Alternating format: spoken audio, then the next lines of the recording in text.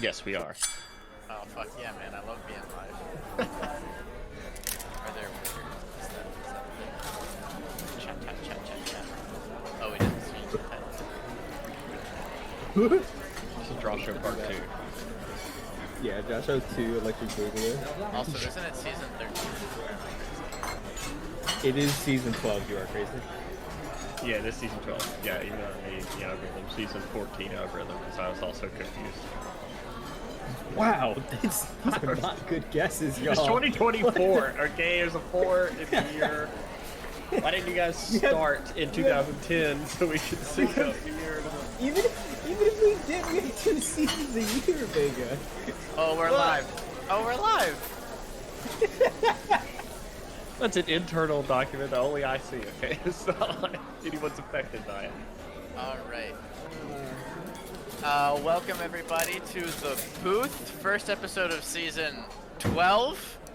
We know what season it is. You guys know what season it is. Everybody knows what season it is. This Denny's is packed and poppin'. I'm no longer the stream person, so everybody can make fun of Last Force now, which I think is making my life so much easier. Alright, so this episode, we're going to be getting into our predictions. So basically everything we're expecting to have happen for the oh-so-fun, low-budget LCS Season 12. All 10 groups. We've got like 6 to 10 minutes per group, so it's going to be kind of speedy. I don't know. I'm pretty excited to get started with this. But let me introduce my co-conspirators on this crime of a talk show. To my somewhere, I don't know my geography. I don't know. Wait, I'm facing south right now, and so Val is to my right of like a long distance. So to my right, but like a long distance is. Hang on a second. I thought you never Never the table, and I was like, sour. No, he's talking about... like actual, Like geographically. like actually where you are. Because you're very far west of me, which would normally be left if you're looking at things north. But if you're looking at things south, it's right. So you're very far to my right. So Val is very far to my right. Yeah. Thanks, man. That was... I am... This is good, because, yeah, it's happy to be back for Booth this season. It's going to be very, very interesting this time around. Yep. All right. Well, interesting is actually all we really hope for here. Good is not on the list.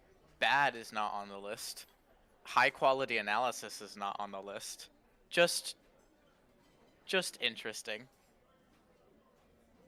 Let's see here. Now, if I'm thinking more geographically, Vega I think is like behind me, but like like not a long ways. Not as long as Val, but like behind me like a long ways. So Vega, how are you doing? We're doing great. My favorite place to be. Let that joke sink in for a second. Yeah, I'm doing great. I'm hyped. I joined into being Flame this year by having some teams in the league so that, Jack could actually be mean to me this year. Yeah, it's gonna be nice. And, I'm tired by dealing with those. I don't know how you guys do this. I'm so tired of dealing with them already. But yeah, I'm excited what for the show. specifically are you tired of? Just It's the coaching. The hands-off managing is great. The coaching is the hard part. Coaching is the... Yeah. Scheduling is my least favorite part, but I definitely understand coaching. That's the best part. If you just coach and don't play, I don't have to schedule. I'm like, oh, sorry, man. Only captains can do that. I can't get involved. I love that. Vega, the guy, asks, if you're recovering well after your fight in the parking lot? I'm doing okay. I got that dad strength in me. So it was okay. But when you come down off the, adrenaline, it starts to set in, which is where I am now. So yeah. sorry if I'm a little I feel on bad edge for the here. other guy. Yeah, man. I mean, the other guy, you know what? What can you do? All right, You never stood a chance. Lust Force, I think you're like kind of to my right, no, to my left and to the front of me. So to my left front. Lust Force, how are you doing?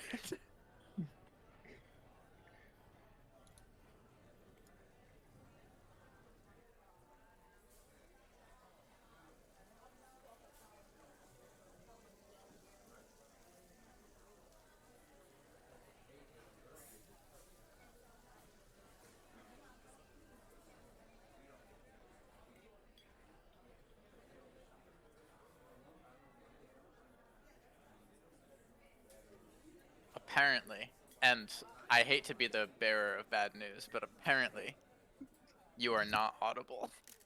Wow, that was one of the best things I've heard in my life, though. That was an amazing That was opening really speech. I For mean, good. everybody I who didn't feel hear like it, that I was feel life changing. and like I feel it's like one of those pretty things you can good. only say once, you know? Yeah, you had to be there. Right. I'm ready to No, run through actually, a wall right now. That was crazy. I'm happy we're the only, like, this is now, it's out, it's us. We're the only ones who get to hold this information. Yeah, I It's almost know. like a badge of pride. I'm ready to go to war for Lust Force now. That was I've never That been was more really, pumped really up. something. Holy moly, 39 months, ruffians.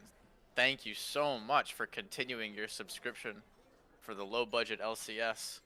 You know exactly. Yeah, I mean, you've heard this spiel like 39 times, so don't worry about what I get wrong. You could join us the board meetings, Denny's in Vermont. You know the one. We're there. It's loud. We can't hear Lust Force. That's how loud it is. And you can show up. Him, the guy, also subscribing. Subscribed for 8 months now, so that baby's almost ready to come on out.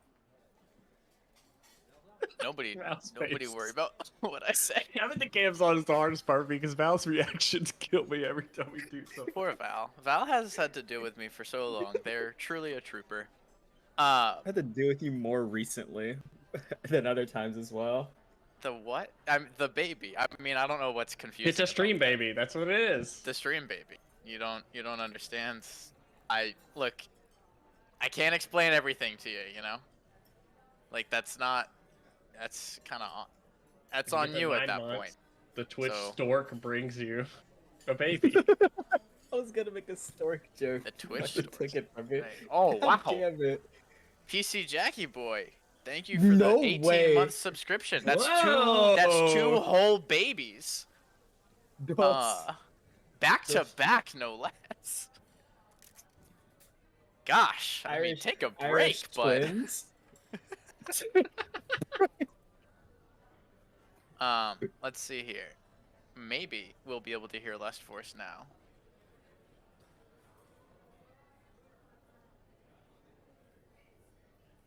All right. Chat. All those chatters out there, if you saw Lust Force's profile picture light up and you heard him, let us know. Yeah, we can hear you. Yeah, We can hear your wonderful, Your sultry tones. Mm-hmm. the sultry tones. Nope, we're hearing it. You got it.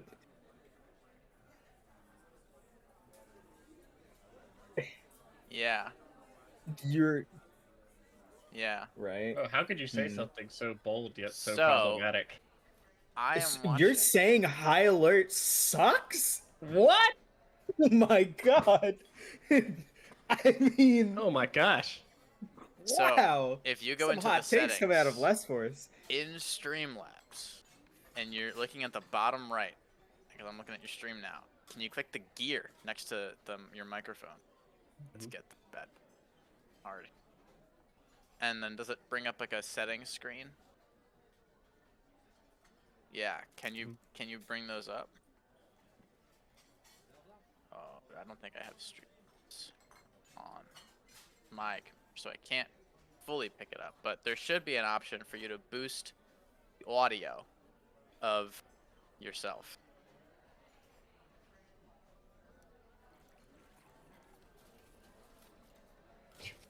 Fuck Panther Core. Yeah, I just saw that. I'm like, what? It's So just random. Random. Hey, who are you? Do you want to be gifted a sub? Check. Fucking pin that shit, baby. Let's go.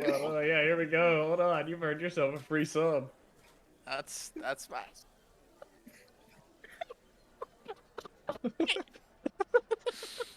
Whoa.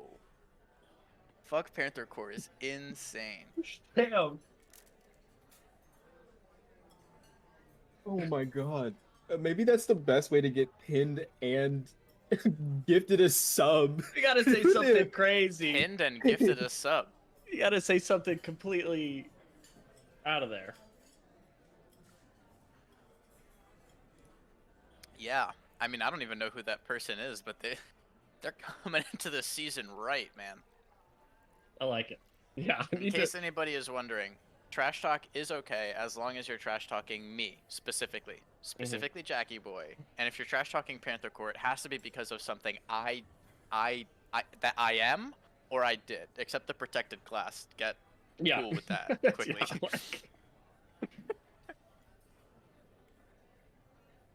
Panther Core homies are cool. All right, somebody ban this guy. No! Ban this guy. Ban this guy. Guy's crazy. That's crazy. Ban this guy. First You need to time be banned from chat, Twitch entirely. Panther homies are cool. That's actually huge. No, hold on. First time chatter says we're cool. I'm down. That's I'm awesome. down, man. Down with that. You can. I'll buy you a side of bacon. Whoa is. Not Oh the my god. co-parter. J Blue hitting us with the prime sub. Take your money, we will, and we'll use it to fund our maple syrup budget. Because, and this is true, the reason why Lest Force's microphone is not working is because he spilled maple syrup all over it. And now he's trying to dab it up with a moist paper towel.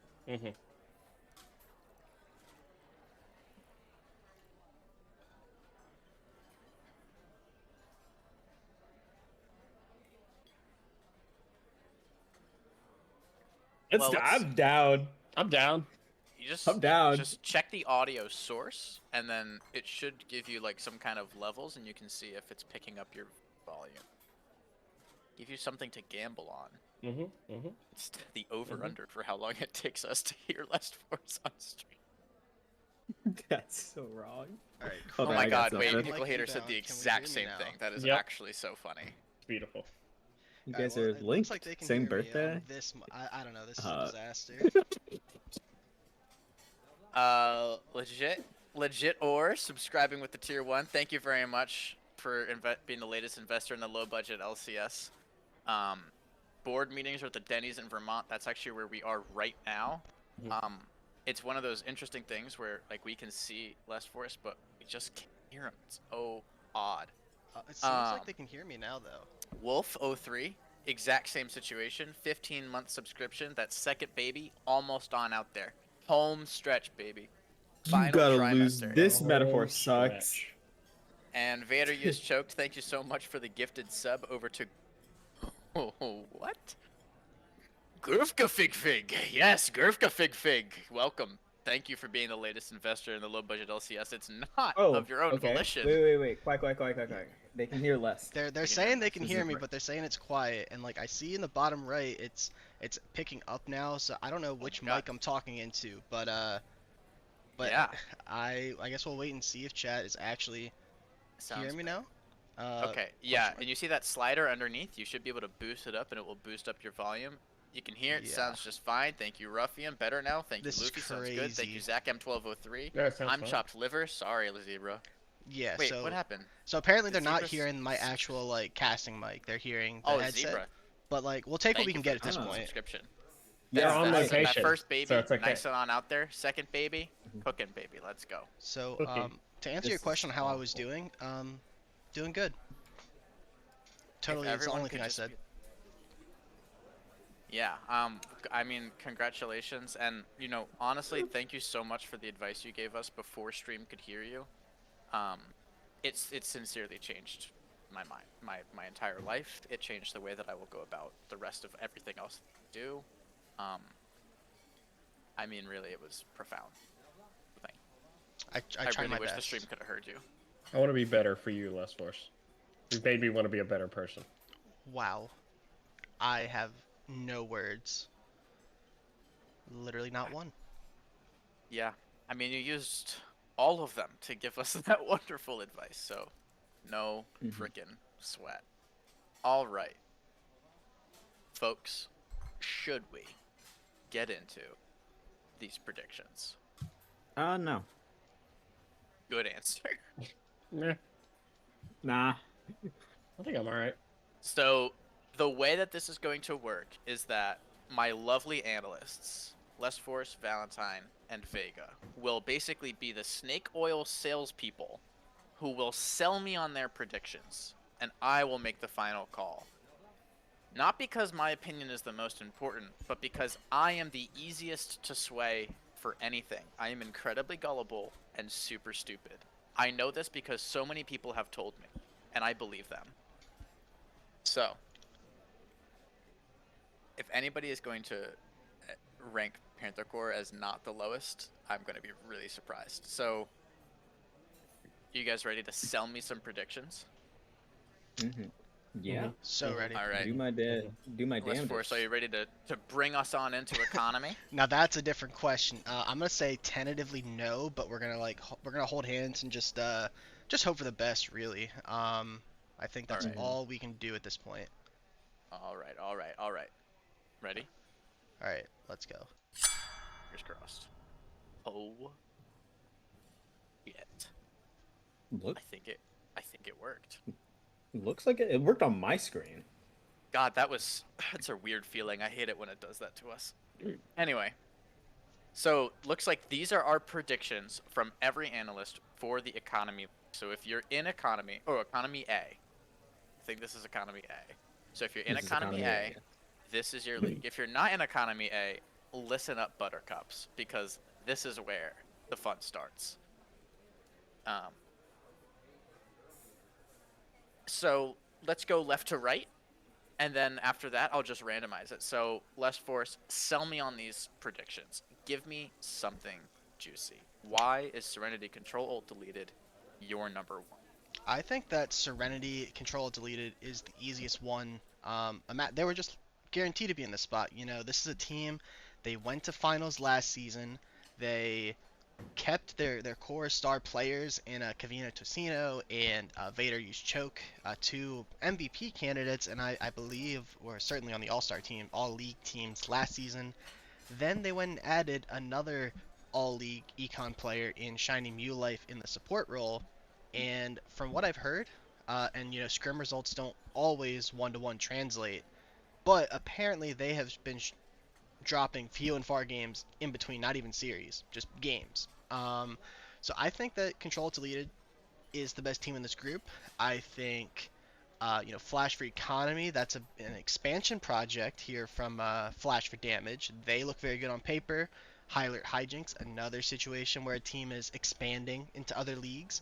That is Pickle Hater Squad, and I think Econ A is pretty competitive at the top. I think all four of those teams in the playoff picture, in my bracket anyway, are Rockstar additions. All right, so what I'm hearing you say, and this is incredibly well reasoned, is that these are just good players. And they have proven themselves to not just be good players, but a good team as well. And so, for that reason, they kind of top your rank.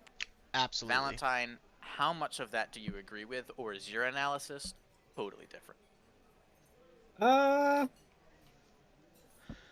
Wow, me and Les have literally like I guess we all have the same top four, same bottom four, huh? That's wow. I mean, yeah.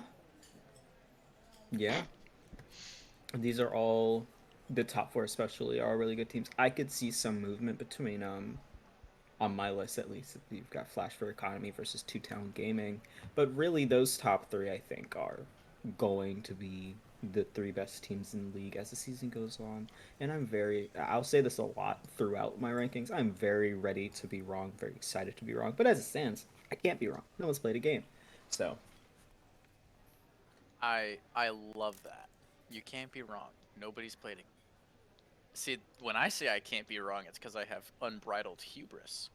Speaking of unbridled hubris, Vega, you have a different number one. You have the Digidestined taking out that top spot, and Serenity Control Deleted doesn't even come down until third. What is your thinking walking this group?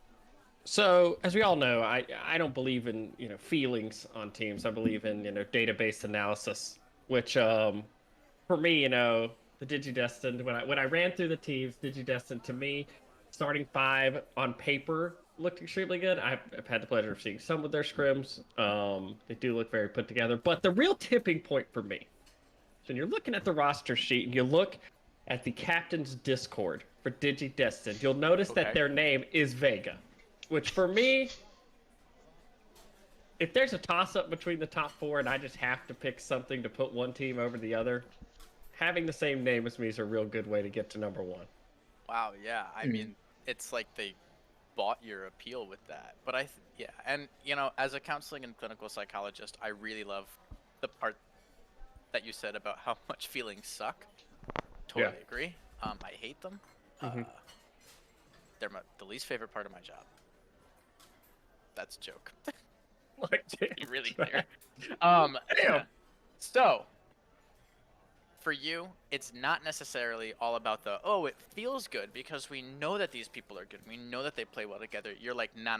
Hit me with like cold hard evidence. I want the evidence. And also their captain's name is Vega. So that just kind of pushes them over the edge. Yeah, and I'll go on record now as saying, I do think, assuming FDuck is playing ADC for them, which going off the roster stuff and I do analysis, I don't always know the starting lineups, but assuming so, FDuck would be one of my watches for an MVP. I think very good AD carry player, and that obviously helps tip it away. So when we had like the four teams that I stack against each other, I try to kind of figure out who I think the hardest carry on each team would be, and then how do I correlate that to each other. So for me, if it's a toss-up on roster, I think Digidestined has the best carry player amongst those top players. So that helped kind of push over. But much like the other two, our top four is the same, and it wouldn't surprise me to see those shuffle between each other at any point during this season. But yeah. Yeah, right. So those top four are the same for everybody. It's that Serenity Squad, the Digidestined that we just talked about a bunch, the High Alert Squad, and that Flash 4 economy coming in. Thinking more about the bottom four, which again, since you guys all have the top same four, you have the same you have the same top bottom four, the same bottom four. What can those teams do that would just kind of like surprise you, or what can they do to kind of punch above the weight class into which you've put them? Less Force, I'm coming back to you. Two Town Gaming, Baron Buddies, Mojo Jojo Inc., and Tactical Feed as your bottom four. What can they do? What might happen with those guys that just kind of sends them into the upper echelons? So at least for Baron Buddies and Tactical Feed, I think that that their biggest thing that they need to do is just be here longer. These were two teams that came off the wait list not too long ago, and so they just didn't have the same kind of opportunity to be looked at as in depth, right? So I think that's in their credit. Certainly not discounting those. And Two Town Gaming, I thought it's just kind of one of those situations where there's only four teams that can make the playoffs in each group, and Two Town Gaming was kind of like right on the cusp for me. So I think I would just like to. I certainly think they can hang. They're kind of like a first team out as of right now. Again, it's a super long season. They're new to the league, I believe. I don't think they have any recognizable names, so I just want to see them. Really, all four of these teams, I don't think there's many, if any, returning players, so it's just harder to kind of build a narrative without having kind of that like predisposed knowledge of like, hey, this is what we've done before. They gotta prove it essentially. All right. So it seems almost like, and correct me if I'm wrong, but it seems like this is kind of like your dark horse team, where you're like, you know what, I think you guys could make it, but surprise me, give me a little something special. Yeah, I'll go on that limb for Two Town. All right, sounds good. And to answer a question in chat, Infamous J-Rod, the skill level of this league, that is the teams that we're looking at right now, and the teams that we'll be looking at in just a minute, is, as folks are saying, kind of some silver and gold level, right? So that's kind of our lowest tier. It's the Economy League. Scaling up from that, we have the Commercial League, which is kind of getting into that gold, plat, emerald kind of situation. Then we have the Financial League, which is like plat, emerald, diamond. And then we have the Executive League, which is no lifers, all those guys. Like that one guy, Seer. Fuck, nerd. Anyway. True. If anybody sees Seer around, make sure you let him know. Nerd.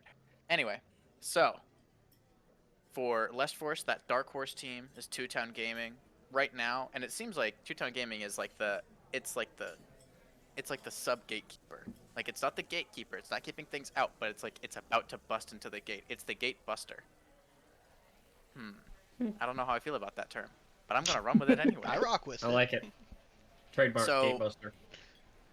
Valentine, do you agree with Lest Force's general analysis that these teams, some of them just need to be here longer, some of them are kind of like we're keeping our eye on them, kind of some dark horse potential here, or do you feel like these teams are just much more solidified? No, these are the bottoms. Uh, Flasher Economy, I think, could easily drop below Two-Tone Gaming. That's my team that I think could fall out of favor. Um, I'm giving Economy the benefit of doubt. I'm very good friends with the person who runs Flash for Damage, and that I think he knows how to put together a team. And there are some people on that team who I think have a pretty strong case for just making sure they succeed. So obviously they get my edge for fourth, but Two-Town Gaming could easily jump into that first spot. It wouldn't surprise me at all, and that would be somewhere where I was like, okay, yeah, me being wrong there makes a lot of sense. Okay. So it seems a little bit like kind of the same situation where it's like, yep, we're keeping our eye on these guys. We feel like they could maybe do something. There's a little bit of shuffle potential in that kind of mid-4 that you're identifying there. And it would also not surprise you if Two-Town Gaming punches up into that top 4 Yep. and enters the playoffs. And to answer the second question from Infamous J-Rod, there are no incentives besides pride, which, if you're somebody like me, is really important. And if you're somebody like, I don't know, a well-adapted, well-adjusted person, a little bit less important. But I'm me, so I like it. So sure. And you can get in. You can join Very our true. Discord. It's down below. And I'm pointing down as if you can actually see me. It's scroll a little bit down. You can join our Discord. Follow all the rules to set up your account. And put in a little free agent post, and you might just get scooped up.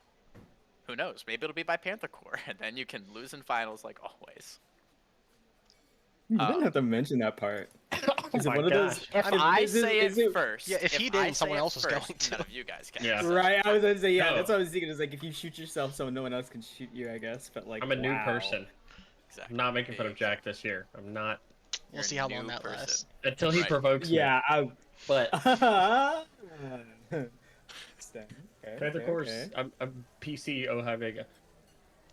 Yeah, I've heard this something before. like that. All right, Vega. Speaking of coming to you, you also have Two-Tone Gaming as in your number 5 slot. Do you agree with your co-analysts that this is the team that is the most likely to punch into that top 4, or do you feel like there's another dark horse we should be keeping our eyes on? I'll take this opportunity to explain this year's algorithm so I can get a little bit in depth on how this works. So last year, for people who don't know, the algorithm is a way I use to like score teams, and then I use it to put teams versus other teams and rank them based on their score, so I can get an idea, and then blame the algorithm whenever my predictions are wrong. That it wasn't me; it was in fact this automated system. But this year, I've made some big adjustments off what we learned last year. A lot of it around messaging teams and asking them what their starting 5 was, so that I could get an accurate early reading instead of trying to figure out who was who. But for people who don't know, so it scores based on your players, and then a sum of the score of your players together. And I've taken out all that crap about your previous, how you did last year, blah blah blah, because last year I think that ended up messing me up more. Two-Town is 1 point below Flash for Economy for me based on the algorithm. So like when I rated them, it was literally any amount of like fluctuation could cause them bump. But Baron Buddies also is right in that mix with them. So I think Baron Buddies is a roster that it's a newer roster. It's not a team we've seen a lot before, and they would be my dark horse if Two-Town and Flash for Economy aren't in that 4 spot. I think Baron Buddies is like pretty close right there for me. Ember the Flame, one of their players, is pretty good. I would definitely watch for them. But yeah, outside of that, Two-Town on paper to me and Flash for Economy are pretty much interchangeable in this slot. Well, I went for Flash for Economy also because of just the knowledge of them and Flash for Damage. Yeah. So it really does feel like these kinds of the teams that are kind of falling just outside that playoffs margin, which for Economy is anywhere slot 5 and below, are totally viable candidates to few games off of our expected top 4. And if our predictions are anything like they were last season, we're really in for a lot of surprises, and that's my favorite part. So I am sold on the analysis for the top 4 versus the bottom 4, I am generally pretty well sold on the Serenity Control Ult Deleted squad and the Digidestin squad being our top 2. And I feel so solid on this idea that Two Town Gaming and potentially Baron Buddies could be punching their way up into that playoff range. All right. Shall we move on to Economy Group B? Yeah, and I think this is where I have to. So during my time being muted in that profound speech I was giving you guys, I think it's important to remember that the Denny's didn't have the table ready for 3 o'clock, and so I was trying to scramble and get some additional work in on this sheet. But then they called us to the table, so it didn't quite get finished. So just so we're just gonna hold our hands and go with it a little bit. Right. So true. Hands being held. I love to hold hands. Don't worry about how sweaty I am. So we'll take it as we go, but should be good. Don't worry, I like you that way. What the fuck?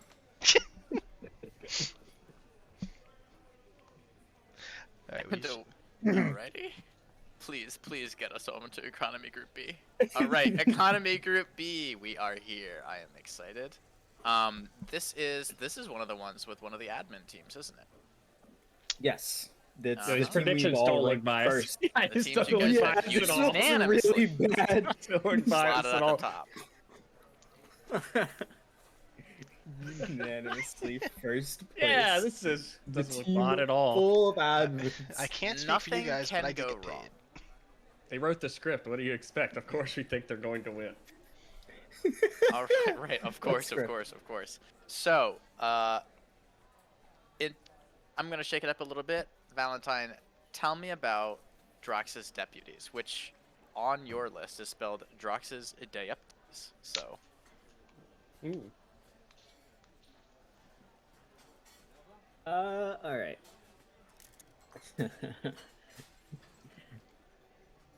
So I had a different spiel planned because I knew that from what I knew, the starting makeup of this team was going to be the same kind of starting makeup of the commercial team, and what I believe is that a team moving up, a core of players moving up, will always struggle at least to kick off a season, but a team moving down will usually dominate to start, depending on the quality of the players, right? And the admin team in commercials, Stop, Sharks, and Roll, had a pretty solid season, but they didn't make playoffs. And I mean, Buggle, I think he made first or second team as a starting jungler, but he's a starting support now. But my entire spiel got thrown out because I saw that their mid laner is someone you don't know. sorry, who? Which is, I'm not doing this. No, well, who is it, Val? Okay. I feel like I don't know. I've been here a while. There's like not a lot of people I don't know. Is there somebody that I don't know? No, it's actually someone you don't know, not somebody. Oh, my bad. Yeah, I love that guy. Yeah. Yeah, see, you get it. Yeah, he is their mid laner. I'm pretty sure. I'm not 110% locked in sure, but he is on that roster, and he is the one I recognize as playing mid lane the most. That being said, that man is a commercial winning mid laner, back-to-back finalist mid laner, and also an economy winning mid laner. Which is more I than think this can say. guy, yeah, he's. I won't. I'll say he is maybe. I was gonna put them first anyway, but that like really set me over the edge because I was like, the rest of the team is also pretty damn good. So yeah, Drox's deputies is gonna be a real fun roster to watch. Okay, so what I'm hearing from you is that they did pretty okay in commercial, which is the league up above, and that they're dropping back. They're dropping down to economy, so a little bit of an easier skill level, and the mid laner is well decorated and a veteran LCS. So to you, it feels like these people are in a great position to succeed. Yeah. Okay, Vega, talk to me about your rationale going into listing Drox's deputies as your number one. Obviously a lot of what Val said. A lot of success. They're moving down a league, but also on top of that, there's a lot of players here that watch a lot of League of Legends and understand a lot of watch a lot of competitive, watch a lot of leagues above this. So I have a fair bit of confidence for these guys to just have a base level understanding also of how to play competitive League of Legends. There are a bunch of people who have, great mental. They're going to be a team that, stays the course the whole season, which, for some teams can be a struggle when you're playing competitive league. And also, I'm a huge fan of LeChance, so if LeChance is playing, I'm going to be a huge fan of that team. But yeah, for most of the reasons that Val said, I mean, this was a team that had players that were successful at a higher level. I expect them to continue that success here. And a lot of, recognizable names and things like that we all associate with success. So, yep. I gotcha. And yep, I love your analysis, especially the LeChance part. I am a card carrying LeChampion. Freaking OG LBLCSers will understand that one. So I totally love it. I think you're right. I think that these are kind of some really exciting players. We've got to see a lot of, and I'm excited to see how they tear it up down in economy. Lust Force, back over to you. What are your thoughts for Drox's deputies in that number 1 slot? I mean, we've heard a lot about these guys. I mean, Bogle, yeah. I mean, Chad is saying he's really cute, but I feel like we're missing the fact that he's also really short, and those things should like negate each other, I think. Hey, short kings. Well, there's nothing wrong with short kings, but it's just like, gotta call it how it is, right? Anyway, I mean, yeah, these guys played in commercial. It was like Bigfoot, someone, Plead the Fifth, but I'll speak on Plead the Fifth in the support role. This is the most untiltable player that I think I've ever played with. Only have played on occasion with in Flex with Ev Dingus, who is universally known as one of the most he causes tilt like no one else. Ev Dingus has the Ev Dingus. But Plead the Fifth never been shaken any game I've ever played with him. Yeah, I mean I think Jock's deputies should be really good. But I'm actually going to talk about Nefarious Gaming Omens, and I want to sell to you why I think they could take the number 1 spot, because I made them number 2 before I got news of their big roster addition, and this was leaked earlier today. But we're going to leak it here on the booth that breaking news. Nefarious Gaming Omens have picked up, formerly known as TV Woofy in the jungle. Just happened this morning. That is going to be their new starting jungler. And I have a phrase when it comes to Luffy's gameplay that I'm not sure is safe for work here on the stream, but he... reckless abandon to the nth degree is how I'll explain his gameplay. And I think that him being able to wreak havoc in economy should spell doom for the economy league as a whole. And you've got Sammy 2 Slap at support, just a strong bot lane in general. That might be my new number 1. Maybe I'll like hold off until we see some games, but that's kind of where I'm at right now. All right, so for you, this list requires a little bit of an update in terms of Nefarious Gaming Omens kind of starting to punch into that top slot, and it seems like Val and Vega also have them fairly highly ranked, and I'm assuming also before this kind of roster pickup move. And I agree with your analysis on Luffy. Excellent player all around, played well in commercial, stepping down to economy, so should have a lot of fun down there, and wish him all the best. Even though probably could have been on Panther Corps, but like whatever. All right, so that is our kind of like top of the market kind of situation. Taking a look into our bottom 4 here, I am seeing a little bit more, a good amount of agreement, but a little bit more shaky uppiness, right? Some of us have Optimal Esports Horizons down there, whereas Vega has Optimal Esports Horizons in second, so I'm going to go start there since that's kind of a big delta. Vega, what has your hopes up so much about Optimal Esports Horizon? I'm a big fan of Big Dog. One of their better players on that team. I think Big Dog's really good, and this was kind of an algorithm pick, but I'm a support main. I value support mains a lot in competitive league. When you have an exception player that's a support main, a lot of times I'm like, this is a person who is going to be help managing a team, and I think in a competitive environment, sometimes having a support who's like playing the map, who's very good at organizing, like what you're doing from a macro stance, can win a lot of games for you. Obviously, I made my list also before the NGO change with Uofi. but to be honest, I think that just causes more of a mix-up, for my opinion, in the top four than it does actually shift my rankings. But yeah, I think Optimal Esports has a lot of potential to punch up, and I think they're a team that is better than the sum of their parts.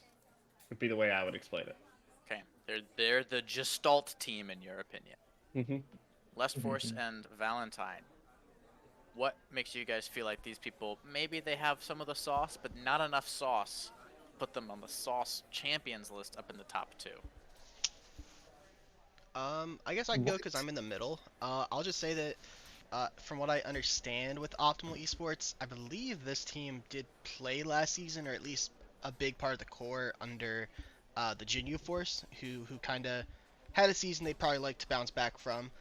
So when I was just looking overall, I did kind of like have that bias of like, hey, these guys played last season, didn't quite make playoffs.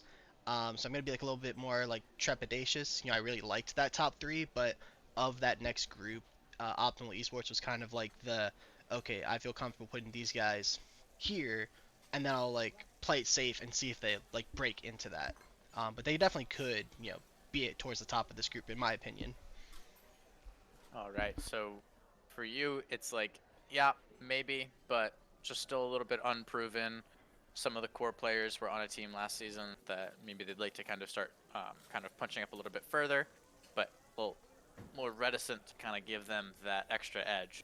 Valentine, you don't even have them breaking into the playoffs. So what are your thoughts about this team? I think they're good.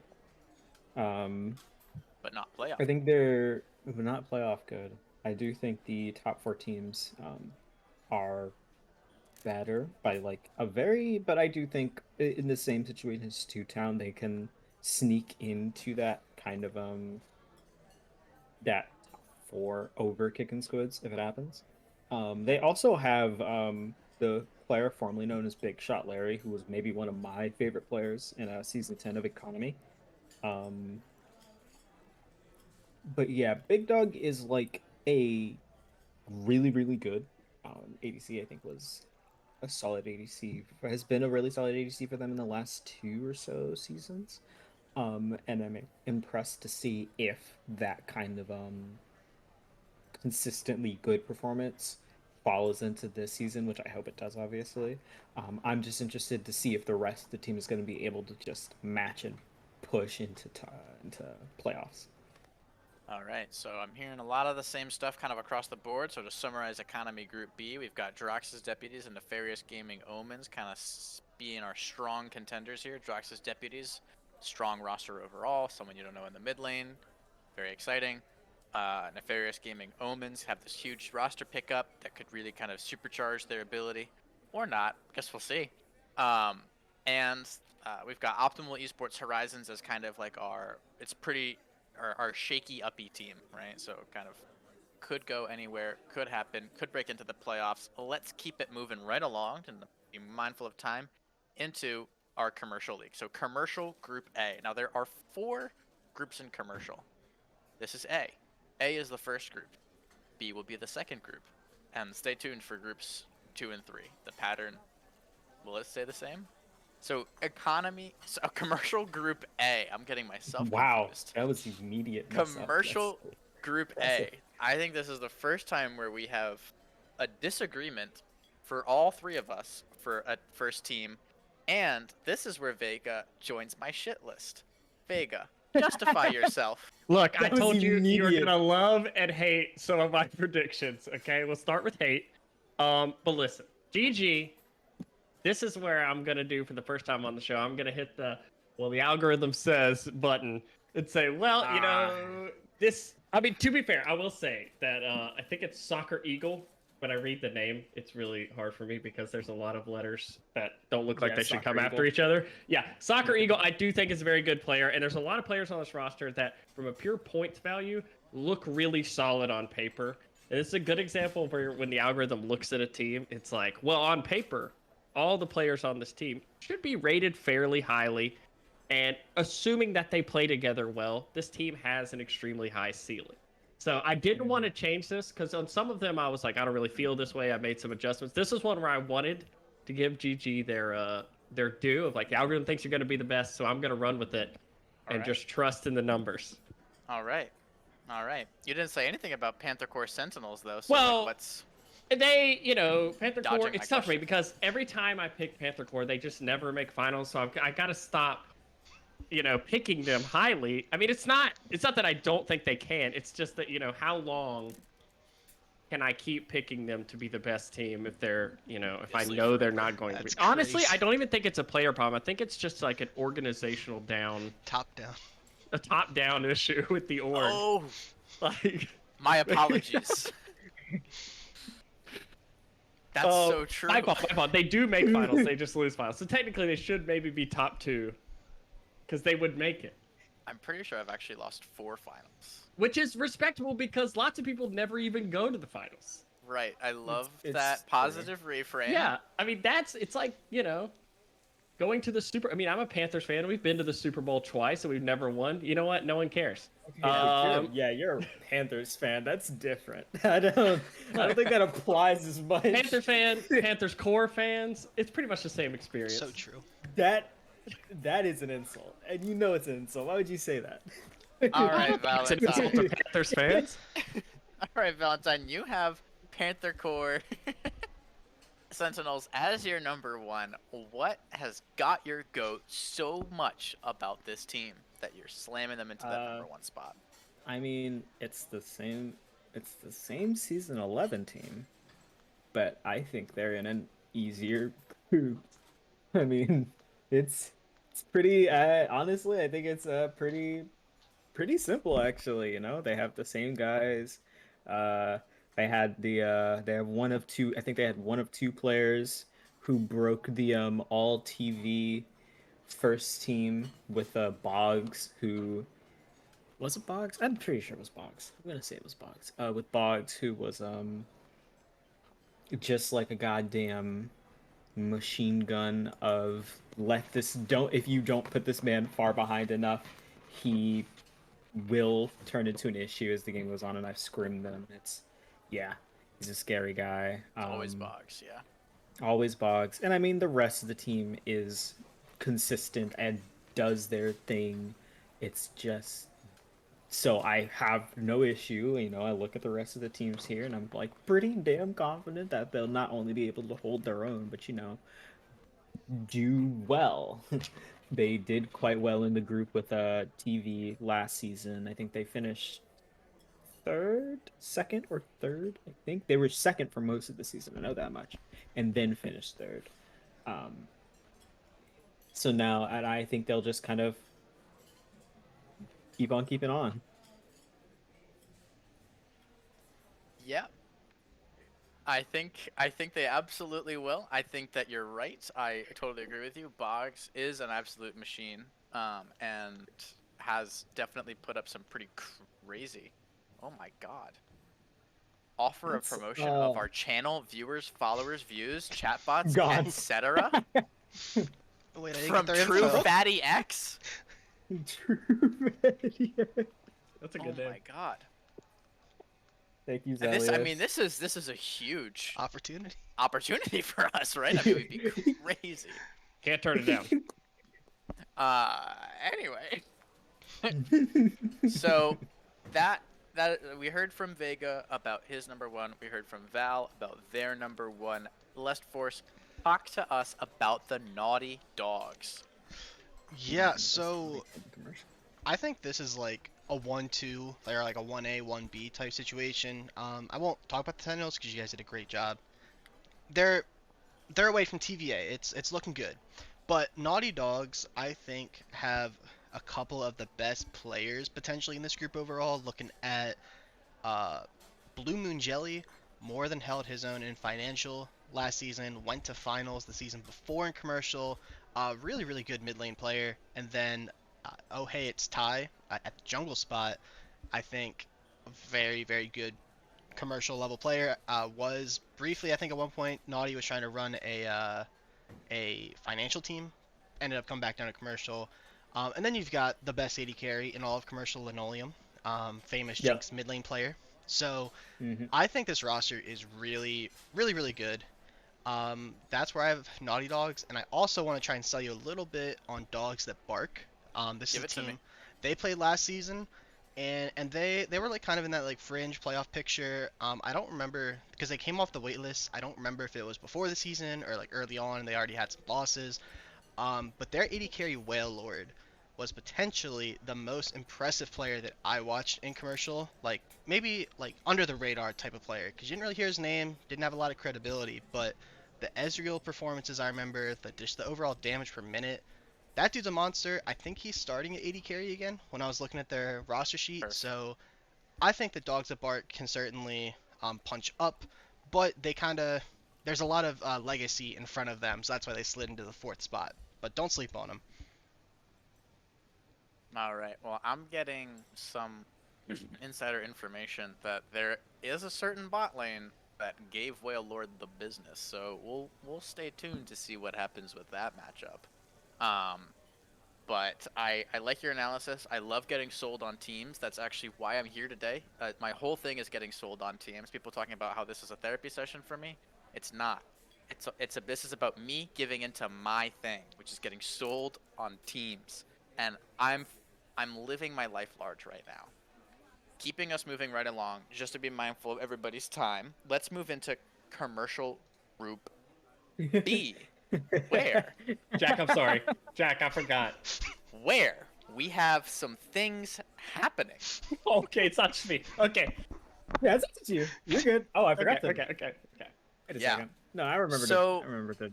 Hold on. So, so just so that I'm like really clear here, you guys did them in reverse order, right? Like you put like Nah, number 8 I at the It's like didn't. top golf. and number It's like 1 golf. at the bottom.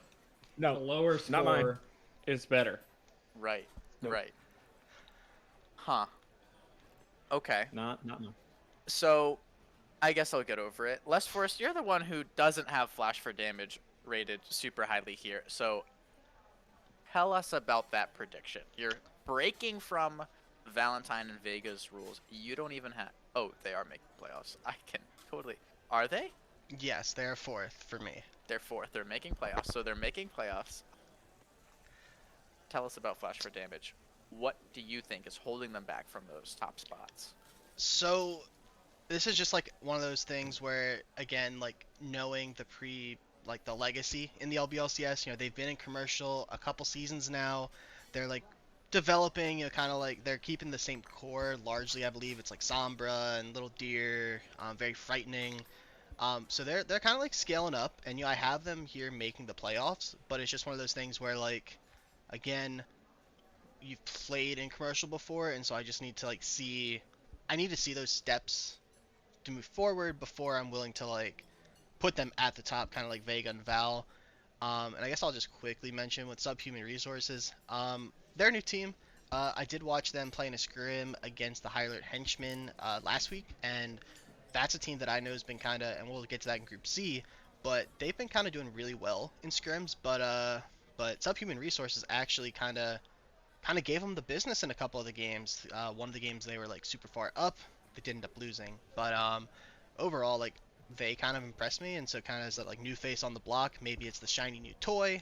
I don't know if that's where the algorithm went, putting them second, but that's kind of where my impression was of them. I can speak to it. So actually, Subhuman Resources and Flash for Damage have the exact same score from the algorithm, surprisingly enough, and F comes before S alphabetically. So when they are sorted, Flash for Damage is above. So I was like, you know what? I don't want to mess with Magic. We'll leave them Alright. where they are. So, you guys bring up Subhuman Resources, which is a team that Les Force you have first, Vega you have second, and Valentine you have below even your own team, which is apparently a benchmark for failure according to these predictions. Not liking what I'm getting sold on here. It's a prove it roster. And I you know. totally agree. It Lil is- Deer, it is definitely a fantastic. prove it. We love Lil Deer in this house. But Valentine, tell us, what is it about Subhuman Resources that you feel like they have yet to prove to you that they are a top tier team? I won't lie to you. I looked at the op.gg for like 2 seconds because I made this one really quickly. Nice. That being said, this is the most competitive group in commercial by like a lot. Like a lot. I think any team of the 8 can make top 4. Right. So Totally agree. I believe in that. I don't think now. The important thing is, I think it's possible. Do I think we're gonna make playoffs? No, but I think that subhuman resources and flash for damage could easily, I think, take top 2 really easily. I also think a third team could take top 1 very, very easily, like really, really easily. Depending on the performance of one player, and that player's MXTI will no longer MXTI now Rin, but Rin could just like do the thing again that they've been doing for the last 2 seasons. Um, so yeah, they are subhuman resources are probably really, really good. And it sounds like from scrim results they are very, very good, but I haven't seen any of those. So Okay. All right. So you feel like honestly, like the rankings in this group don't matter. Like this group is going to like you could just hit a random list generator, and that would have as good a chance of predicting the end of season standings as any of us. Which is yeah, as long as honestly you're running on top the four. case for the rest of the groups too, if you look at our previous results.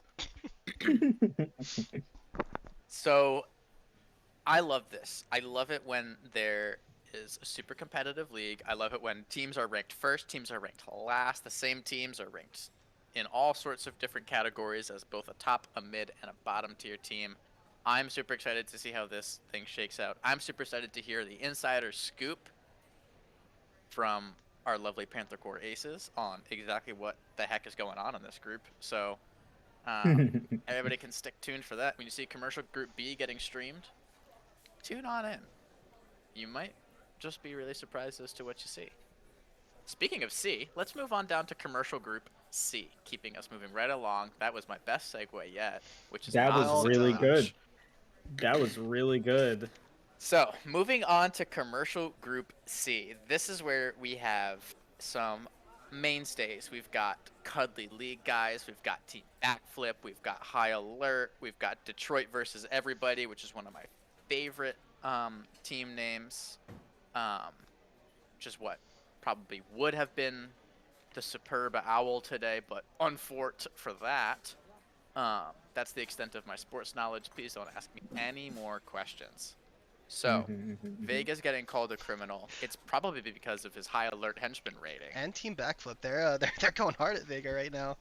Sorry, And man. Team Yeah. Numbers don't lie. Maybe play more solo queue, and you know you'd have better numbers. You know, maybe just play some more solo queue, guys. You know. So, do you really Jesus. feel like it's a solo queue games played situation, or do you feel like there are other factors that might be contributing to their lower than comparatively average standing? If I rated them by ego, they'd be first and second. But no, I'm kidding. Wow. No, I just think that like I'll take the role of Stephen AR. I think that this is the group, like kind of how Val said for the last group. This is the group that's most like that for me. Is where I'm like, there's a lot of teams here where there's a lot of names where I'm like, I have really good faith in players on those teams that have really good minds about the game. For me, CLG, like I think Psychopathic Poro has a really good mind for the game. Like he's a very good player who understands the game very well. And CLG was a team I thought that was really good last season that at the end of the season kind of just fell apart. And I thought it was a surprise when they lost to Twimpus Flame in playoffs.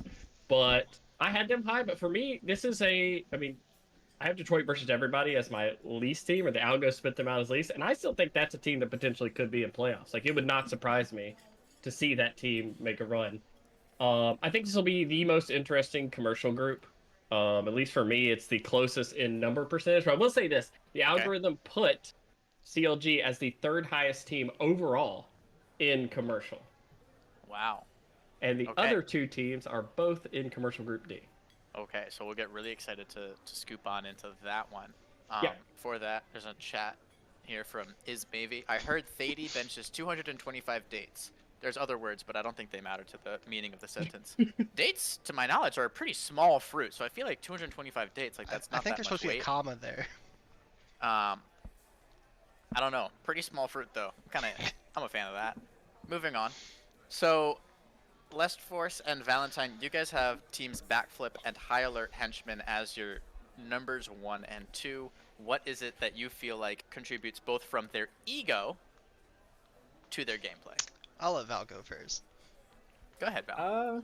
I mean, Team Backflip, they're good. You know, they were good last season. I think they were first in Group A. I don't think there's any reason to suddenly go back. I don't think. Hmm. I don't think. Hmm. Yeah, I don't think. Wait, I don't know if they were first or they were second. It was second to the goats Homo Second sapiens. to Mm-hmm. yeah, Homo Mm-hmm. sapiens. They were second.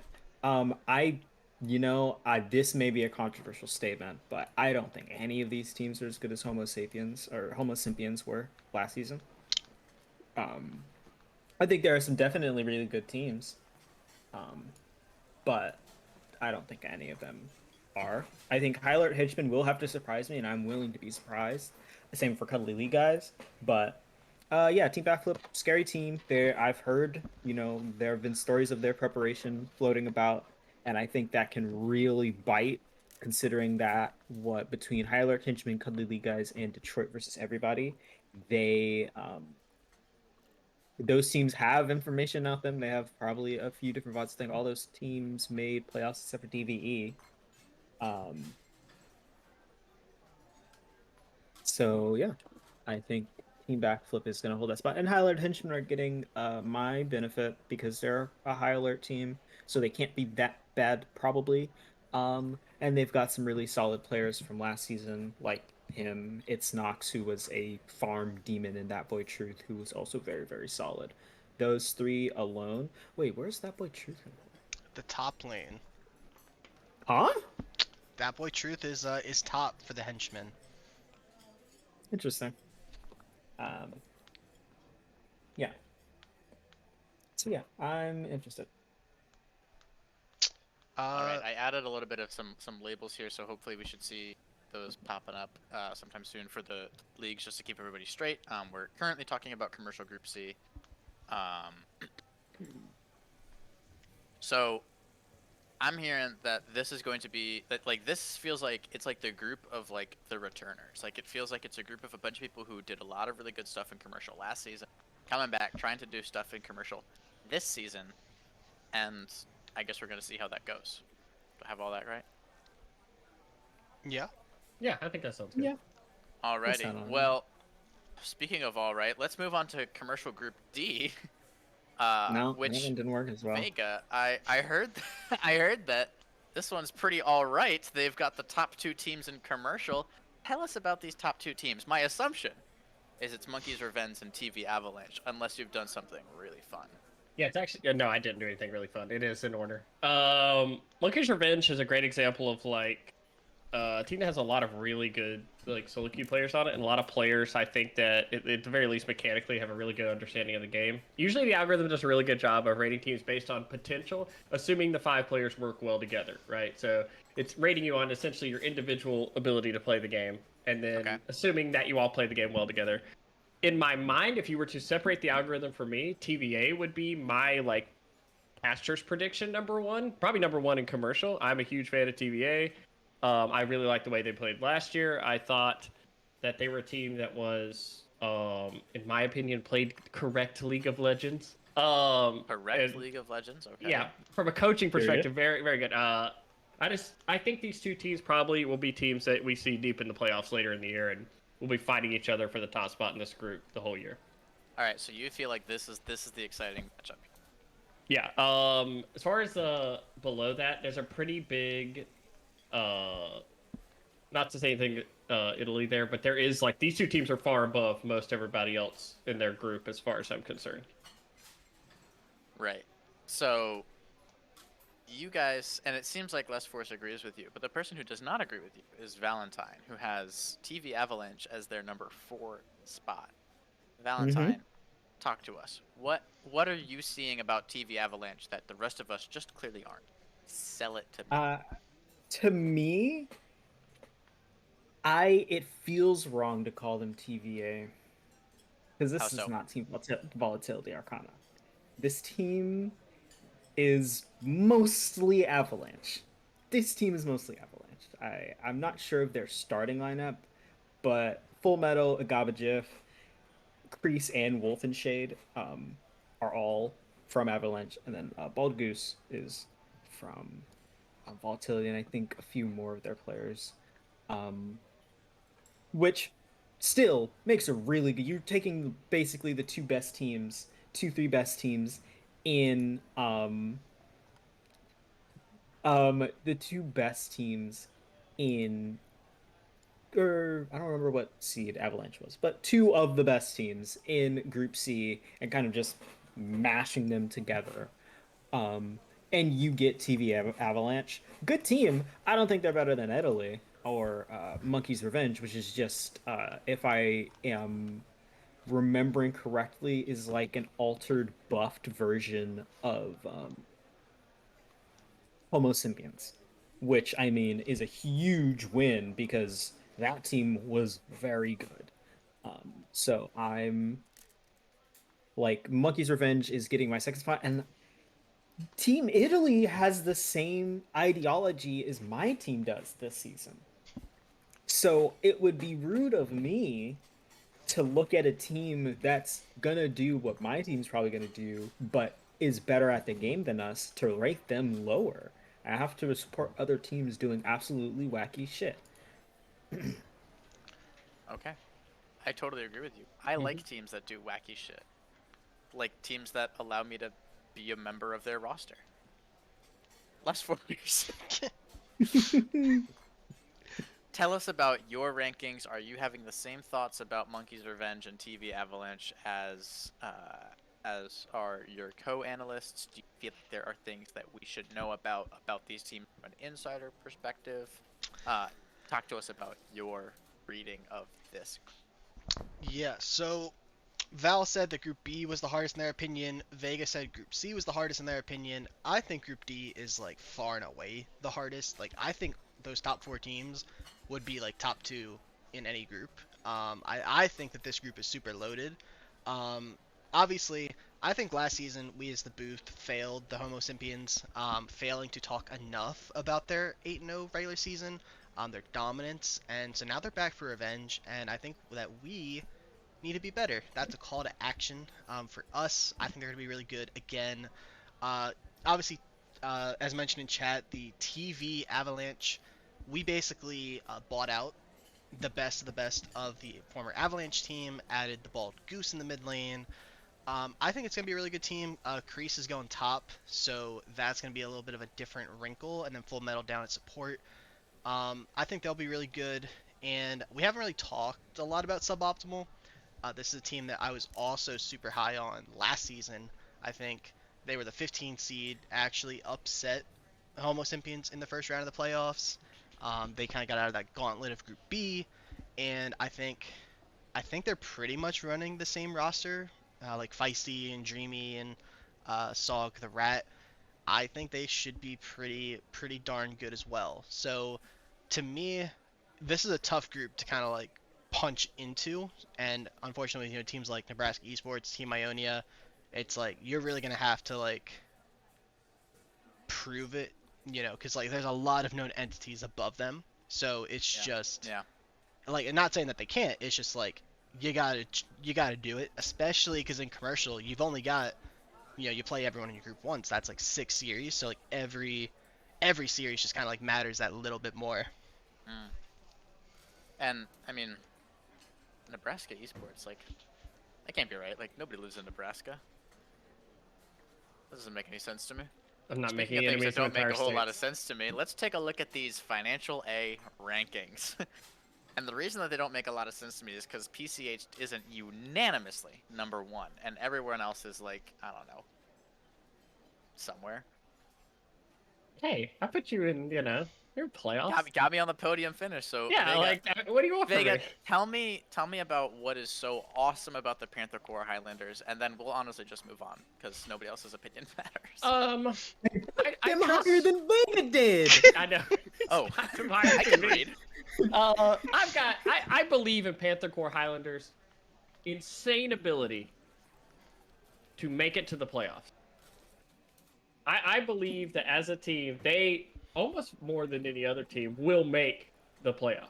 And no, I really do think, at least for my rankings for this, is Panther Core Highlanders for me was like the breakpoint team of like, I really like Team Volatility, I really like High Alert, and I like Panther Core Highlanders, and I think that they're a team that will beat everybody below them and will struggle against teams above them. But they're the most I'm worried about team because I think they're more susceptible to upset than the two I have above them. Okay. And honestly, this is the algorithm ranking for That's me. pretty fair.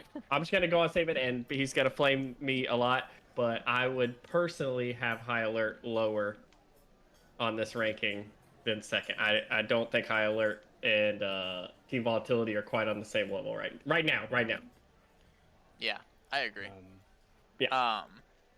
Valentine, Mm-hmm. your thoughts about this league? Do you agree with Vega's read that the Highlanders are just susceptible to me running it down and losing to a team we shouldn't, or making it to playoffs and then that's just about it? Like, what's the situation here? Well, luckily, what I've observed over of PC Highlanders since season 10, when they've really become a household name, is that they are essentially locked to get second behind another org. They did it in season 10 with Naughty Narwhals. They did it in season 11 behind Team Volatility, and I think they'll do it again this season. This time behind TV, but that has always resulted in a top 3 finish in their group for them. So I'm not even surprised. That being said, there's one team there are two teams I'm really keeping my eye on. Team number 1, High Alert, because my thing with High Alert is that I think they are a very good team.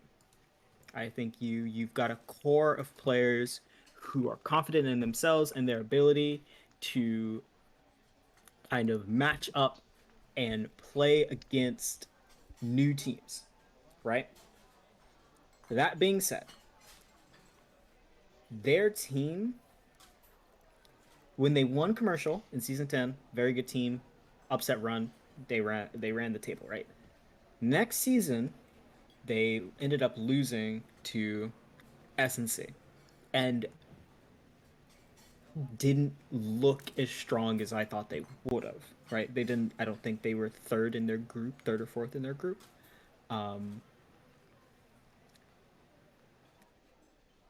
They didn't get very far, and now they're taking the leap. I think they're adding Verja, who very good. Verja and Sethi, or Love yeah, I'm Verja, gonna go with PC Sethi. alum. Love Verja, love Sethi, both great players. I don't know if this team's going to translate to financial very well. Okay. Wow. All right. I And like that. And I would love to be proved wrong.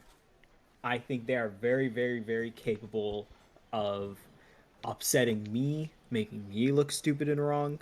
But until that happens, I'm gonna hold my ground.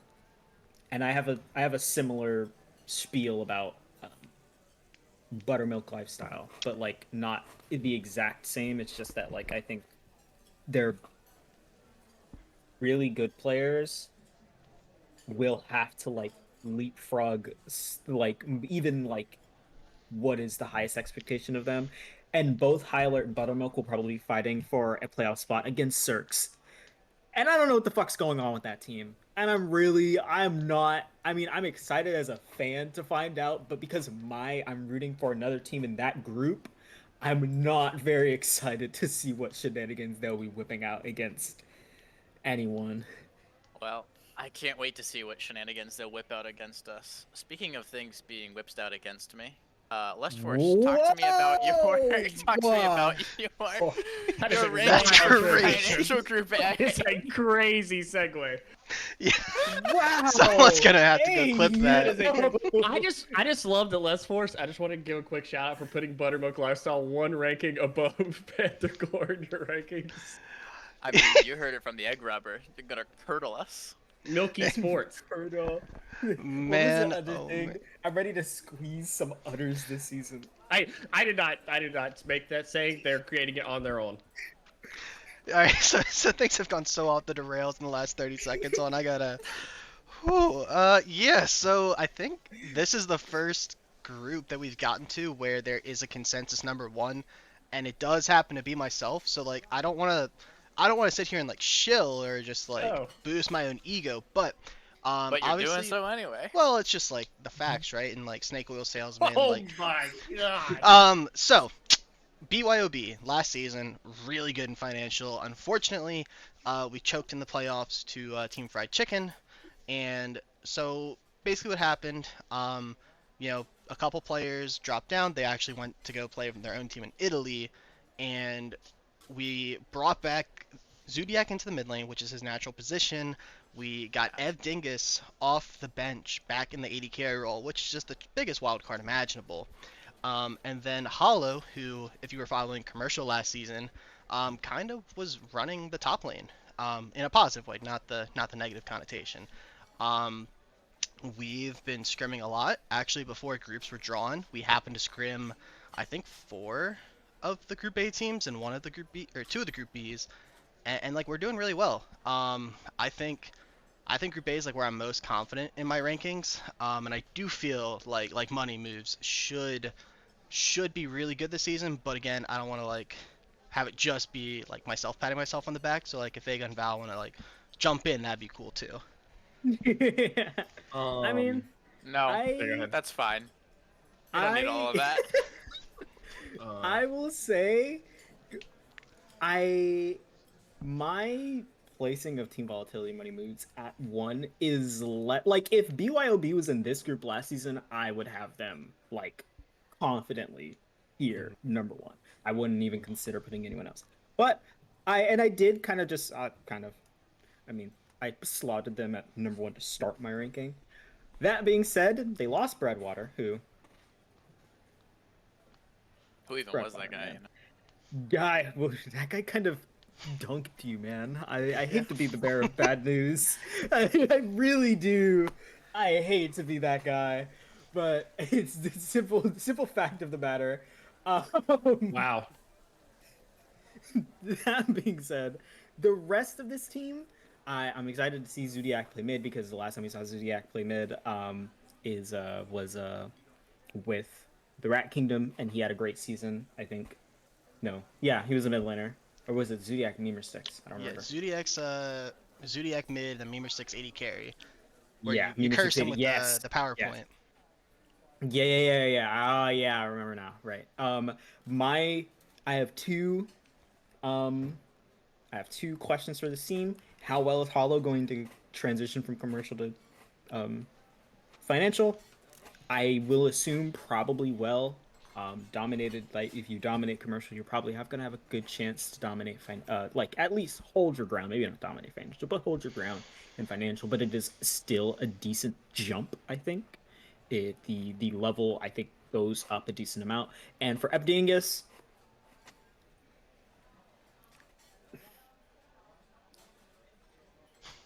yeah, it's Epdingus. That's Yep, kind of that's the best analysis I've ever heard about Dingus. it really, it's just like that's Evdingus. It is going. He's either. I've seen Evdingus have some really good games. I've seen Evdingus have some really bad games. It's just going to be a question of. I mean, I think once again, Money Moves going in as my number 1. But I mean, if anything, I won't be super surprised if another team comes in and hands them a really solid challenge. All right. And that's kind of what I'm focused on. I'm interested to see how that goes. Well, I'm excited about this group, especially for personal reasons. I mean, I get to play in it. I'm super excited. Season starts up this week. I won't be around, but week 2, I gotcha. Moving on You guys have to what? Financial Group B. You guys Moving. have a sub support? Yes, actually. All right. It's not a support main, but it's definitely somebody who will be substituting in the support position. But no, Alright, we love Arrow. Arrow's our number 1. Arrow is. We love Arrow. All right, moving on to Financial Group B here. It seems like we've got a little bit more of that healthy disagreement. Vega, what the? Look, man, it's the algorithm. What do you want from me? Play solo queue. Play solo queue. All right, All right, Vega. I'm calm. What I'm the calm. ... Look, we all good. agreed on one thing. Last Okay, place pick. let me actually. This is good. This is good. This is good. Let's talk about Barbecue Boys. This is really Let's important. start with Barbecue Boys. Right. Barbecue Sure. Boys. I have been rooting for Barbecue Boys since they were an economy team, and Barbecue Boys have now taken a journey I'm very familiar with. My team in season 7, I think. Season 7 was our last season in economy, right? Season 8.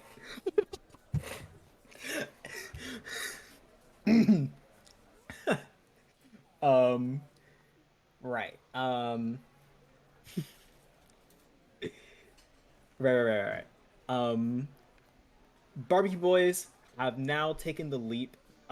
In 3 seasons, they've gone economy, commercial, financial. Okay. Which is it's a start to go from economy to financial, not just as one player, but as a team can be very, very jarring.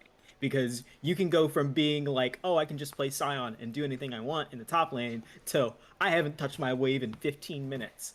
And that is going to be the most interesting thing to see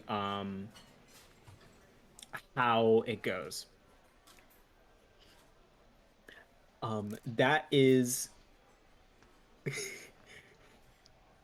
um and that is kind of why I feel so excited to watch them play, because even when we were playing in financial, um we still had some games where we were really like we were in it for like 10 minutes, and then those 10 minutes passed and the game was over.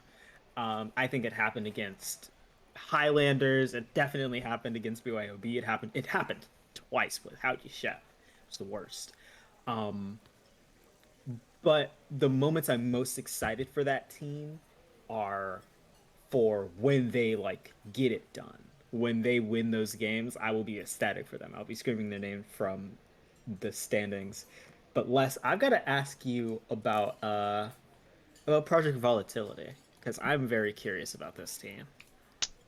Yeah, so Group B, and like I see some haters and negative Nancy's in chat.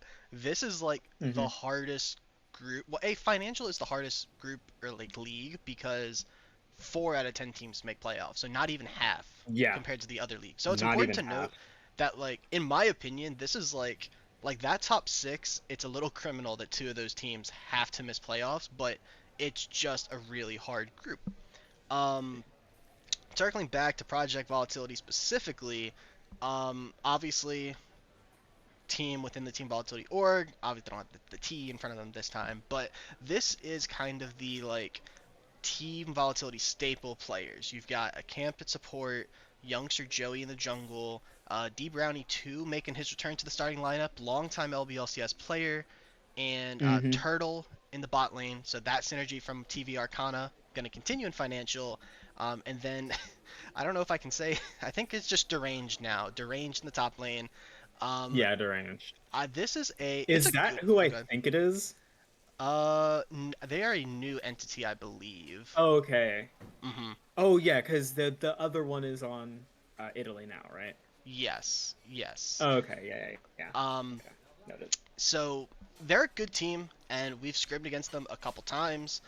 Certainly, I mean, the aggression that like youngster Joey accamped, Schizo constantly going for 1v1s in the top lane. This can be a top 1 team. It's just looking Mm. at the teams that are in Group B, like not everybody can be number 1. And in my mind, when I was looking at this group, I went straight to Team Popo, who's making their return Thank you, after thank you. they were gone for a season. They made finals, took Fried Chicken to Game 5 in Season 10, I and it's the same. I believe it's the same 1 through 5. It's the same 5. It's the same with the 5. Not just that. Keep in mind, they didn't just take KFC to 5. They also slam dunked Naughty Narwhals, who literally ran the table in Group B that season. I find it very difficult to. I think that team is going to be very, very good. They're not like the greatest regular season team of all time, because I think even then in that season They lost to of Fried Chicken. Yeah, not just that, and I think they were third or fourth in the regular season. So I guess technically, if I was being accurate in my power ranking, I put them like third or fourth. But even then, they're really good. And if they make it to playoffs, you can expect me to be screaming their name from the mountaintops that might take it home. Yeah, I think it's good. Oh, I was gonna give Vega a little bit of benefit of the doubt before he goes, just that I believe his time joining the LBLCS was the season after Team Popo took KFC to finals, so didn't have like that background context when he put them at fifth. But I'll let Vega go now. Yeah. Who are these guys? I'm just kidding. Yeah, I want to make 2 points. I'm gonna make 2 bold statements here. Well, one's a bold statement. The other one's just another thing I'm gonna say. First one I'm gonna say, and Les Force, I love you. You're one of my favorite people on this earth. Project Volatility will finish highest of any volatility team in any league this year. Don't check scrim in results.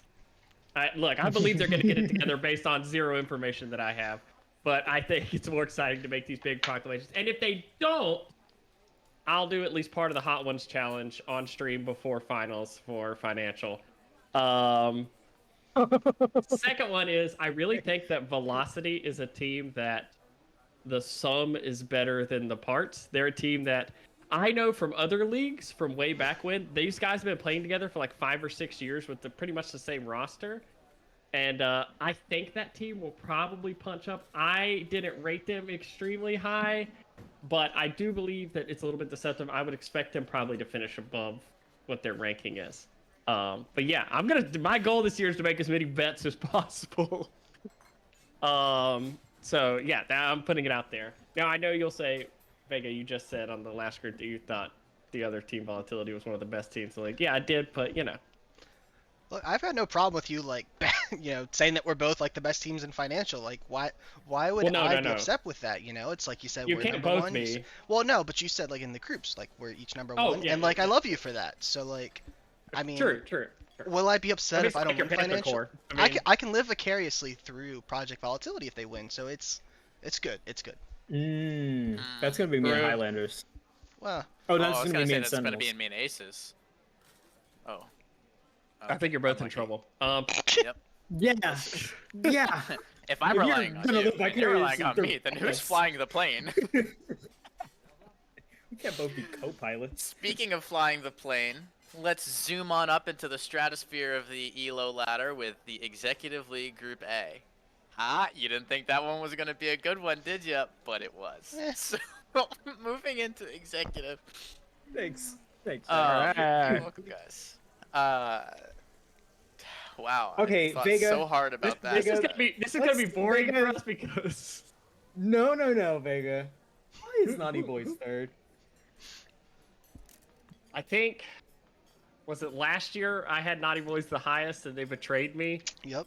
Me too. And so, not again, baby. It's not happening again. No way. And it again. This is the one I threw the algorithm out for this one. I did this purely by my real opinion of where I thought these teams would finish. So, yeah. I mean, Lost Cause, really good last season. Champions. I mean, champions. Do I think they? We'll get into that later. But yeah, Lost Cause. I mean, they won last season. A lot of their players are coming back. I believe they'll probably be the best team in this group again. I thought they were underrated coming into last season. But to be fair, I will say Naughty Boys Coffee House pretty close for me. That's kind of a toss-up for that second place for me. And I will say that in this group, I do believe that the top 3 is kind of. I don't think anybody's going to argue that. I'm surprised we all had Mac and Cheese Club in 4th, but yeah, I do think the top 3 in this group is really good, and any one of them could win the group. Yeah, I think Mac and Cheese Club probably takes the cake. How about their Superstar edition? I don't. That's what I'm. Let me. I can't believe that. When I read it, I was like, "What? Huh? This is the most random shit I've ever seen." He just shows up one day. We're talking about Ruffian had maybe I'll say probably from a regular season standpoint was one of, if not the most impressive, just like not just statistically, he was solid statistically, but in game you could tell it felt like a lot of Highlanders games came down to, well, is Ruffian going to like make a play of some sort? Then they obviously throughout the season, players like Itaconic and Tark and Ducky Lord and Jack all had their moments, but Thought I I was felt gonna like get more left out there. consistently. I was like, damn. Yeah. Hey, calm down, calm down. Um, I think they had one of Ruffian had one of the better seasons, and I think probably his best LBLCS season to date, and even outplaced Arcadius in financial ratings, which I think is another sign of just others acknowledging how good of a season he was having. And then he proceeded to rank out of financial and into executive. Um, and now he's on Mac and Cheese Club, which is, I think, a little jarring for everyone, but it is definitely going to be interesting um, because I think he can hold his own. I think he'll have a solid season. He will have some really tough fucking matchups in playoffs, but I think in Group A, I'm very confident in his ability to hold his own and kind of show up, and we'll get to learn of that week 1. Right. I love hearing about this. Love hearing about the top 3. Love hearing about Mac and Cheese Club. Somebody tell me something about a team in this bottom 4 here. Mirror Force, BYU, Tree Gang, Beer and Snacks. Tell me something about one of these teams that I need to know in order to go into this season. I mean, Valentine's raising their hand, and then Aaron. Force. Bless you, go first. I mean, with one of these teams, it's very easy to build the narrative, right?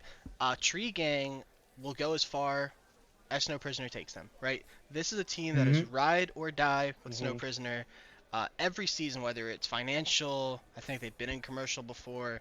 Now they've had to play a couple times in executive, and this team, they will stick by Snow Prisoner, who is legitimately really good at the game, like very mechanically sound. Was my first introduction to the LBLCS. I certainly think they can outperform, our kind of collective ranking, but it is kind of one of those things where, like, Snow Prisoner is like their superstar player, and it's just, can the rest of the core kind of like bring them up together in a sense. Whether it's like supportive picks or if it's like, tankier style, top lane jungle support, whatever it may be. Snow Prisoner is like their win con. So, rest of Group A kind of has to be wary of that. I don't know if anyone has thoughts on those other 3 teams, but I'll just echo that for Tree Gang. Yeah, my point was going to be that if Mac and Cheese Club or Coffee House end up not meeting expectations, I could easily see Tree Gang leapfrogging into top 4 territory, making playoffs and executive, which would absolutely make me lose my mind.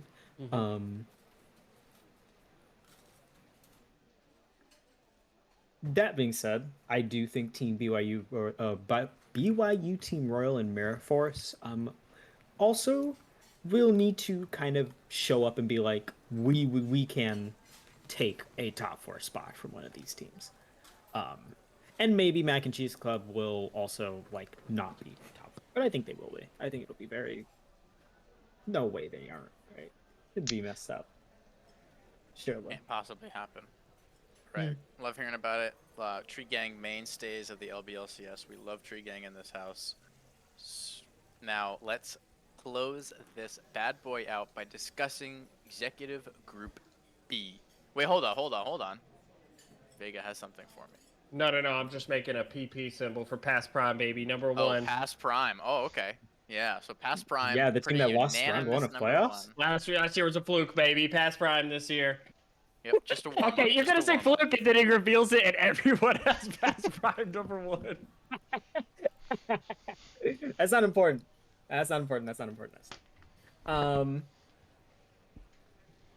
Yeah, I mean, it's past fucking Prime, man. They're good. What do you want from me? They're good, man. They're really good. even if like even if I have my doubts and I want to see them succeed in playoffs because I thought far and away that they were the best team, right? and they lost round 1. I was like, wow, that was surprising, a little jarring. But I still, coming into this season, who am I to look at Bob Timer and Shadow Visions and Loki and say, these guys aren't going to get top 4? Yeah, they're going to get top 4. And honestly, on paper, I'm going to be really honest. This group to me is cluttered. But aside from past Prime at 1, from like 2 to 6, that's where the mosh pit was for me. Because I'm going to say it, Earl King might be cooked without Vexrax. He might be super cooked. It's possible. Definitely cooked. Like, cooked, no Vexrax, no Gitatsu 0, no Gap Topsu. I mean, No Gap Topsu, no Vexrax. Well, that's crazy. No, don't well me, DeVega. Don't do. We're not doing this. One of those I feel differently than the other, but we're not doing this. But it's just like, without Gitatsu 0, you are losing one of the guys who was most responsible for taking all the pressure off, in a side lane sense, right? A jungler had to choose, am I going to be spam ganking Earl King, or am I going to be spam ganking Gitatsu 0? And the one guy who could actually stop Gitatsu in financial is on his team now. So, I mean, hey, Team Laser Moon to me has taken the best parts of Team Fried Chicken. And I'm interested to see what they'll do without him, because Earl King's Earl King. But I mean, he's playing with the big dogs now. And he does have, I think he has an executive title. So, Yeah, he doesn't need another one. yeah. I mean, I'm going to say he's not playing with the big dogs. He is the big dog.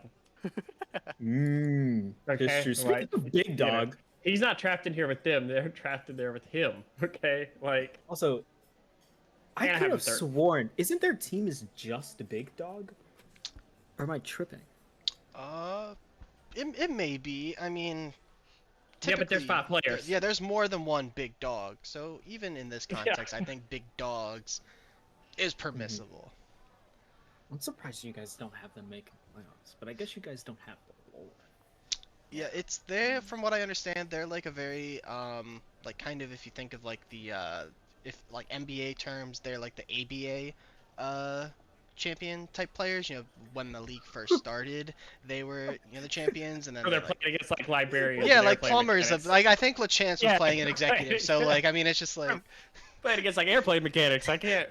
Yeah, so it's just like they haven't, from what I understand, they haven't played in LBLCS in a while, so it's just like, I kind of just need to, and they also came off the waitlist like very late in the process, so it's like, I don't know, I'm not saying they can't make playoffs, like I'm sure they're really good players, but it's just like, how long is it going to take to like get the rust off, you know what I mean? Okay. Yeah. There's a lot of funny things here. The first funny thing is that you guys basically said they played in the plumbers era of the LBLCS, but might be the funniest fucking thing of all time. The funniest thing is that they went to finals in season 10, y'all. Before my time. Is it the exact? I don't. I mean, maybe it's some of them. Arthur Dent, Bugcatcher, Happy Dream were all on that team. I know that much, and they're all on this team as well. And I think there's a couple more players. Let me go see if I can find the multi. Season 10 was also an 8-team league in season 10. So the. Okay, so wait, does that mean if but if we're gonna, there's no footage of the 100-kill game. Oh, I'm just putting it out there. There's no footage of the 100-kill game. Dude, the 100. I never expected to see the 100-point game discourse on my feed, but that made me lose it. That shit was so funny. But I mean, Big Dog, yeah, a majority of their team is, you have Bondi, who's on the season 10 team, Arthur Dent was on the season 10 team, Happy Dream, Bugcatcher all in the season 10 team. You also have MZ Shady as like the main, MZ Shady and Cade, with a 5th Cade because it's the hashtag, are also kind of actually returning this season. I think those are like the wild cards, because I think the roster as a whole is solid enough to make playoffs. But I don't know if they're going to make a run deeper than. So yeah, Zelius, that is the plumber era. That the jokes before that is actually like I love all my members of LBLCS to the bottom of my heart. Season 2 of the LBLCS.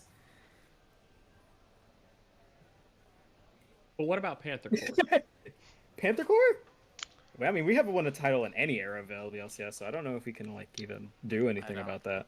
We guys like Well- the Browns of the LBLCS. Always the first time. Oh, that's No, it's more the Lions. I think right? it was 'Cause more. the Lions lost. I think of the Bills. I think Oh of the yeah, the Bills. The Bills Not lost what, 4 in a row? Mm-hmm. Yeah, they lost 4 in you're a row. more the Jack Bills. lost 3 in Yeah. a row. Yeah. Jack is the Josh Unlucky. Allen of a bunch of LCS. Unironically, right? If you Yeah, think kinda. about it, Highlanders have basically lost in semis or quarters. Or I think in quarters of every single season. They like the last 3, not every single season, the last 3 seasons, right? It's Making like a playoffs monkey is a paw feat. thing. Yeah, it's like a monkey paw thing. Like I always want to Yeah. make the playoffs, and it curls. It's like, well, you can't. 'Cause you're gonna lose. Very technically, I am making playoffs. a lot, Technically, yeah. you're doing very well. I mean, After that, don't worry about it. but that's still in and of itself really good. Yeah. You could just not make playoffs at all, like me. Yeah, let me tell you, the other side is much worse. Yeah. Mm-hmm. Never I made guess the so. playoffs. You could just It's miss definitely playoffs. better than the other side. Yeah. Right? Whatever. Silver Anyway, lining. I think that is going to have to do it for our show here today. I hope everybody has thoroughly enjoyed the discussion. I know I have. I am very excited to see exactly how wrong all of us are. And I feel like I've gotten my fill of being sold things. So we'll go on to our final words. Les Force, do you have any final words for the stream before we sign off?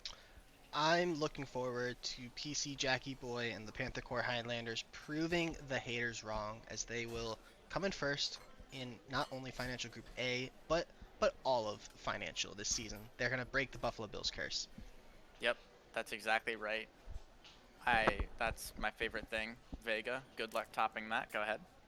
Oh man, that's tough. I'm just really happy to be here with all my friends and just thankful for everybody who's competing this year and just really excited for another season.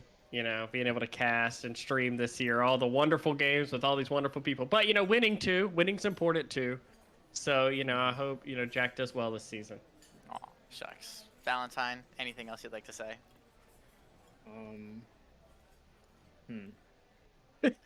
We set Val up so poorly. Interesting.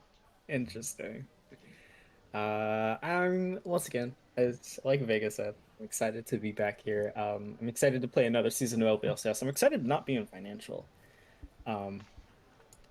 And most of all, I am excited because I have to introduce some parity. I'm excited to see Jack fight for his life in Financial A.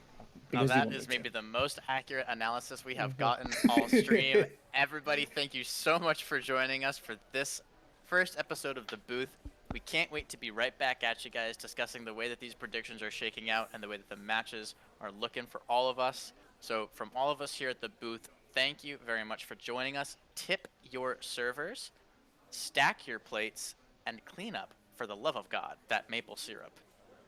Les Forrest, you can take us right on out.